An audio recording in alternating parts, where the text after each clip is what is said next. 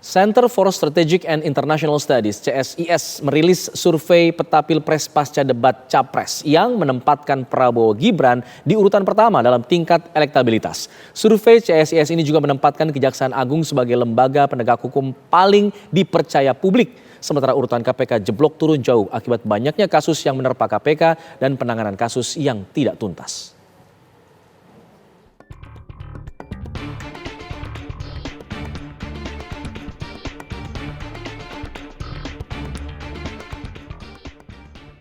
Pasca debat perdana Capres-Cawapres, peta Pilpres mulai menunjukkan perubahan.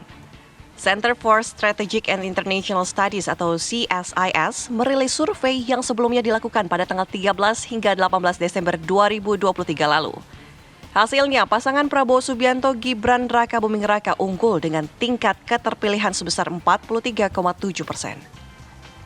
Sementara di posisi kedua, pasangan Capres-Cawapres nomor urut 1 Anies Baswedan Muhaimin Iskandar menunjukkan peningkatan di tingkat elektabilitas di angka 26,1%.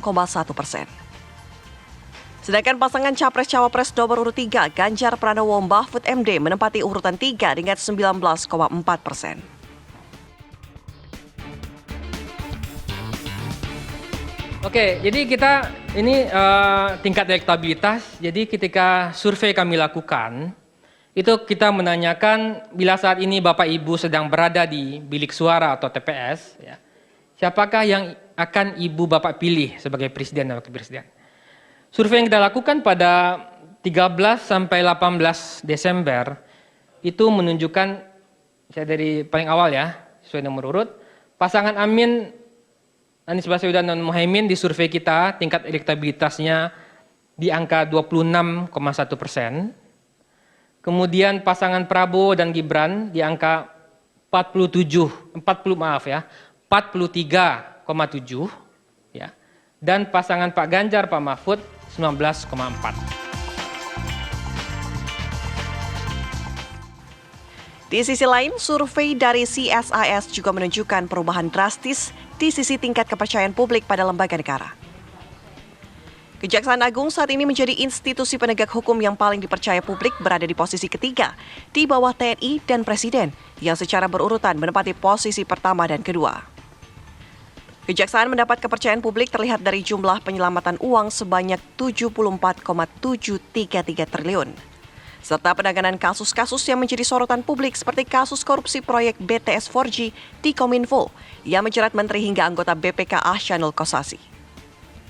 Sementara itu, kepercayaan publik terhadap KPK justru kian merosot. Banyaknya kasus yang menerpa KPK dan penanganan kasus yang tak tuntas menjadi faktor turunnya kepercayaan publik.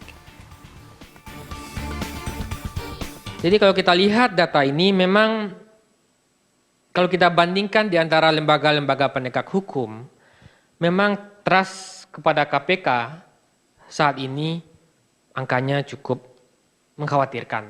Ya.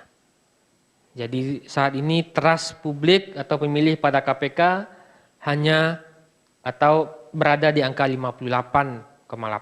Ya. Tentu ini juga kabar buruk sebenarnya. Karena di awal-awal dulu dan beberapa tahun 3 tahun sebelumnya, trust KPK itu bahkan 3 teratas. Sekarang drop cukup dalam dan ini tentu mengkhawatirkan bagi agenda-agenda pemberantasan dan penindakan korupsi ke depan. Ya. Gambaran ini diharapkan dapat menjadi pegangan para pemimpin terpilih nantinya untuk terus memperbaiki sistem penegakan hukum. Tim TV One mengabarkan.